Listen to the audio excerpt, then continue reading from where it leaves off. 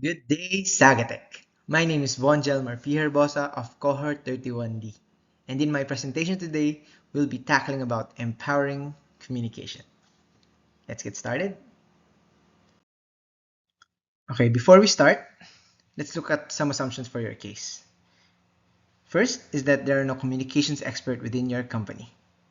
Next, you did not research the audience. Sorry about that, but I really think you did not research the audience.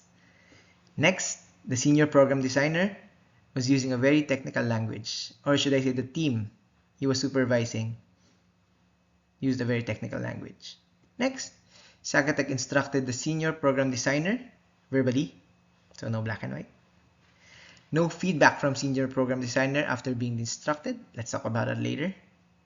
Sagatec may have said other things in addition to the instruction. It may have led to confusion. Okay, so our agenda for today is first, the case highlights, the elements of communication, what occurred, the communication error, the cost of this communication error, what should have been done, and finally, what to do now that it already happened. Okay?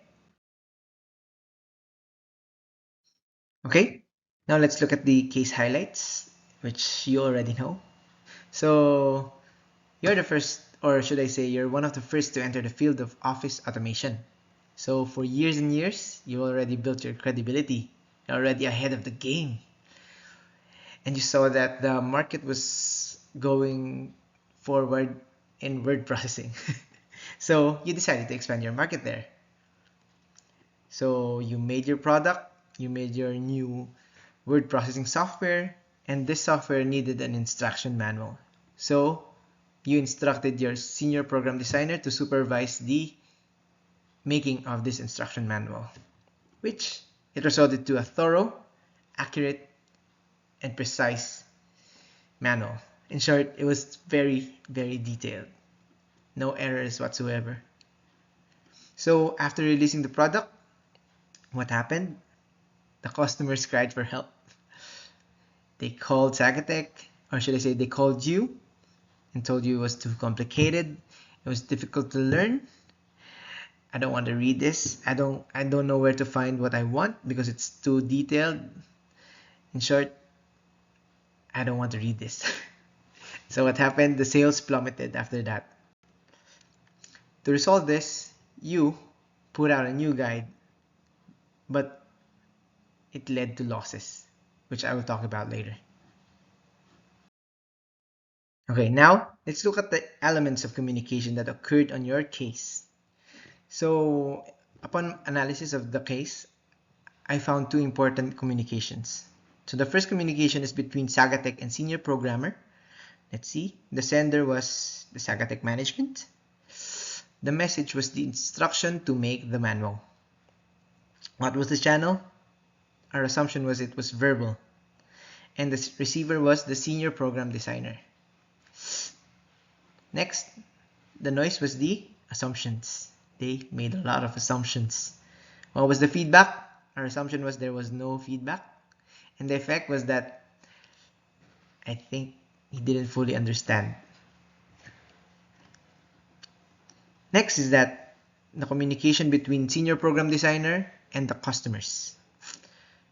So the sender was the senior program designer, or should I say the team that developed the manual. What was the message? The instructions to use the new software. What was the channel? It was the large manual, encyclopedia-sized manual. The receiver was the customers. And what was the noise here? The variety of the audience. Variety of age, variety of experience, variety of technical literacy, or other kinds of variety that could have affected their understanding of the manual. And finally, what was the feedback? They cried for help. Let's look at it further here in our next part. Okay, now that we know the communication elements, now let's look at the errors. So the first one between Sagatec and the senior programmer. Let's look at the channel. They used verbal. Why did they use verbal? They should have used black and white. So if there's black and white, the senior program designer can confirm if what he's doing is correct or if it was wrong, right? So the next one is the noise. They both assumed, which was they shouldn't have done that, because they both assumed no feedback occurred. So when there's no feedback that occurs, what will be the effect? The receiver didn't fully understand the assignment. Next, the next communication between the senior program designer and the customers. The sender now, which is the senior program designer or the team that developed the manual, assumed. Now they're the one who's assuming. They assume that the customers already have a deep understanding of the topic. So the message was, the instructions were too technical, because they assumed that the customers already have in-depth technical knowledge. So because it was too technical, they had to use a big manual, a too detailed manual. So the receiver, the customers, was shocked. The noise here, the variety of the audience, they didn't look at it. I said it before. Yeah, the audience has a huge variety. What was the feedback? They cried for help. And the effect? The instructions manual was not effective. Okay, so now that we know the error that happened in the communication, let's look at the cost. So let's see. First one, $350,000. This is because they had to do another manual, and this manual needed a lot of budget, and they needed to rush it. That's why it was too costly. Next, a year's lead in the market. They were already on lead, however, they stopped because of this. Therefore, their lead was gone. And finally, their reputation. They lost their years and years of that reputation. So now that we know what happened, what should have happened before that? So if I were here before the problem happened, I could have promoted active listening between Sagatec management and the senior program designer. If there was active listening, the senior program designer could have a lot of feedback whenever he was instructed. Next one would be, I would have instructed as a communication specialist, instructed the Sagatec management and the senior program designer to first identify the stakeholders. And next was to know what is applicable for the stakeholders. Then when it's done, the Sagatec management should have given 5C instructions.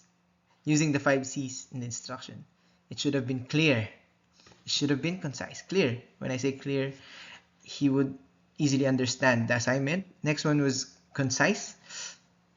It should have been short. No additional details. It should have been coherent. The instruction should have made sense.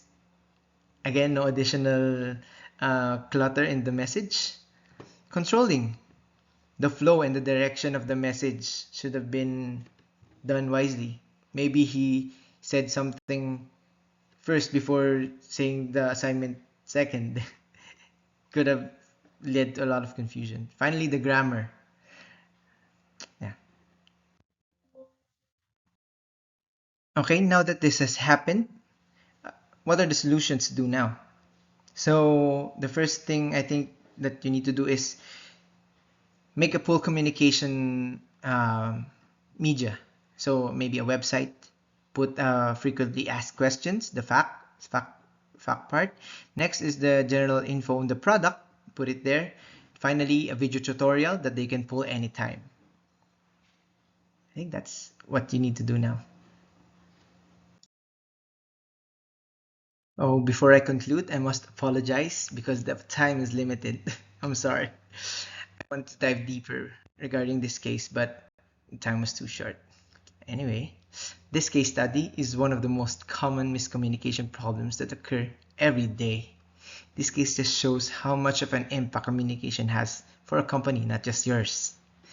If you and your senior program designer only learned the fundamentals of communication, how much could have you avoided this loss for your company? Again, thank you so much for listening and have a nice day.